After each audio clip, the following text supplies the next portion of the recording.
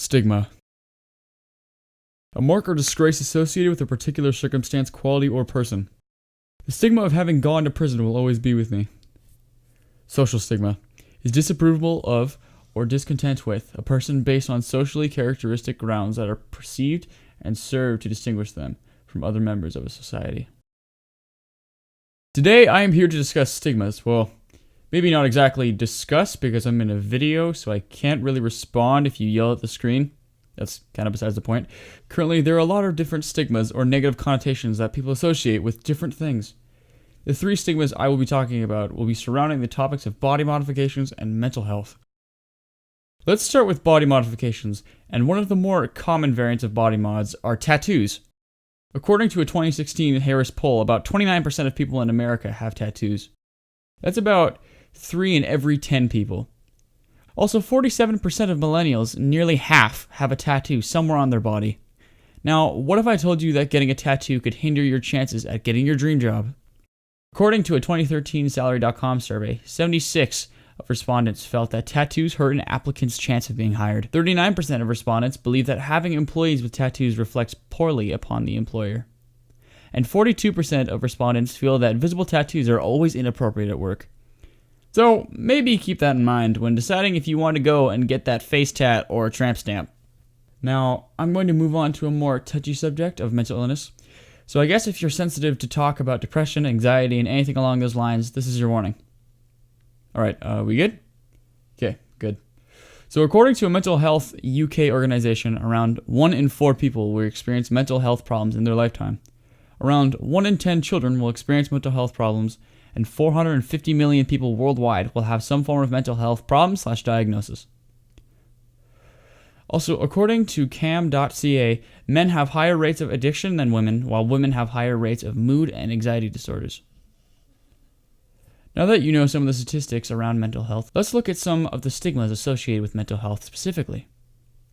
Now, according to a 2008 survey, 42% of Canadians were unsure whether they would socialize with a friend who had a mental illness. 55% of Canadians said they would be unlikely to enter a spousal relationship with someone with a mental illness.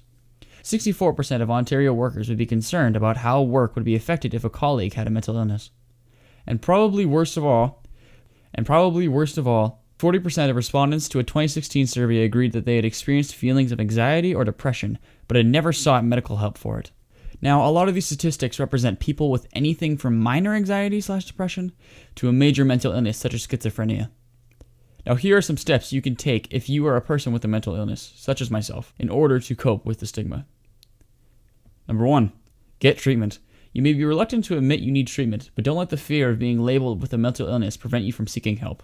Treatment can provide relief by identifying what's wrong and reducing symptoms that interfere with your work and personal life, including school life. Don't let stigma create self-doubt and shame.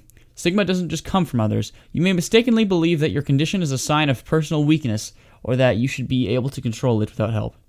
Seeking counseling, educating yourself and your condition, and connecting with others who have mental illnesses can help you gain self-esteem and overcome destructive self-judgment. Don't isolate yourself. If you have a mental illness, you may be reluctant to tell anyone about it. Your family, friends, or members of your community can offer support if they know about your mental illness. Reach out to the person you trust for the compassion, support, and understanding you need. Don't equate yourself with your illness. You are not an illness. So instead of saying, I'm bipolar, say, I have bipolar disorder. And instead of calling yourself a schizophrenic, say, I have schizophrenia. Or if you're, a little bit more mild in the mental health area, you can say that I have anxiety, I am not anxious.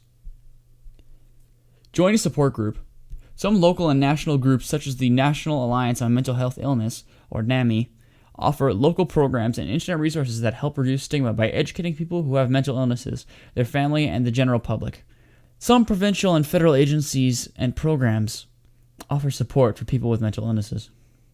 Get help at school. If you have a mental illness that affects learning, find out what plans and programs might help. Discrimination against students because of mental illness is against the law, and educators at primary, secondary, and college levels are required to accommodate students as best they can. Talk to teachers, professors, or even administrators about the best approach to resources. If a teacher doesn't know about a student's disability, it can lead to barriers to learning and poor grades. Speaking out against stigma. Consider expressing your opinions on these type of things, especially if you or someone you know has a mental illness. It can help instill courage in others facing similar challenges and educate the public about mental illness. Now, this has been my video on different stigmas regarding tattoos, mental illness, different forms of body modification, and whatnot. So if there are two things you can take away from today's video, just understand that if you're going to get a tattoo, make sure you can hide it somewhere so that way it's not always visible. And also, if you have a mental illness, make sure you get help.